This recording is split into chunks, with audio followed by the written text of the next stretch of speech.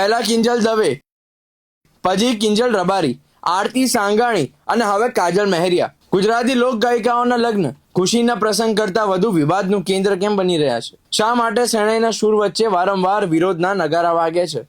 નમસ્કાર મિત્રો, હું દેવ ખત્રી. સ્વાગત છે આપનું યોર ન્યૂઝના પ્લેટફોર્મ પર.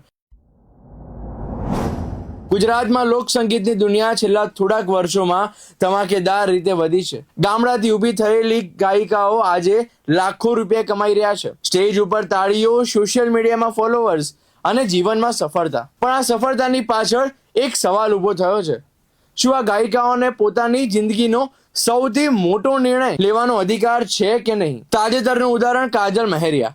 વિસનગરના સામાન્ય પરિવારથી શરૂ કરીને આજે સ્ટેજની સુપરસ્ટાર. એક શોના 1.5 થી 2 લાખ રૂપિયા. ઘર બદલાયું, લાઈફસ્ટાઈલ બદલાઈ. પણ જ્યારે કાજલને પોતાની પસંદગીથી અલ્પેશ ઠાકોર સાથે લવ મેરેજ કર્યા, ત્યારે પરિવાર જ સામે ઊભો રહી ગયો. ભાઈએ જાહેર અપીલ કરી, પરિવાર ગામે પહોંચી ગયા અને વાત એટલી વધી કે પોલીસ સુરક્ષા લેવી પડી. આખરે કાજલે સ્પષ્ટ કહ્યું, હું પુખ્ત વયની છું, મારી મરજીથી લગ્ન કર્યા છે. અને પછી મામલો શાંત થયો. પણ આ પહેલી વાર નથી.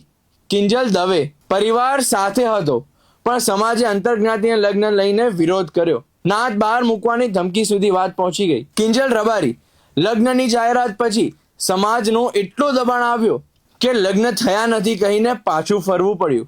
આરતી સાંગાણી મૈત્રી કરાર કર્યો, પિતાએ ભાવુક વિડીયો બનાવ્યો અને પછી આ મામલો રાજકારણ સુધી પહોંચી ગયો. સવાલ અહીંથી શરૂ થાય છે કે દીકરીઓ લાખો કમાય છે, પરિવારને સારું જીવન આપે છે, એ જ દીકરીઓને પોતાની પસંદગીનો જીવનસાથી પસંદ કરવાનો અધિકાર કેમ નથી? આર્થિક સ્વતંત્રતા છે, પણ સામાજિક સ્વતંત્રતા હજુ કેમ નથી? ગુજરાતી લોક ગાયિકાઓના જીવનમાં આજે સફળતા અને સંઘર્ષ બંને સાથે ચાલી રહ્યા છે. સ્ટેજ પર તાળીઓ છે, પણ વ્યક્તિગત જીવનમાં લડાઈઓ છે. અને સવાલ હજુ યથાવત છે: શું સમાજ બદલાશે કે પછી દરેક લગ્ન સાથે આવો જ એક નવો વિવાદ જન્મ લેતો રહેશે?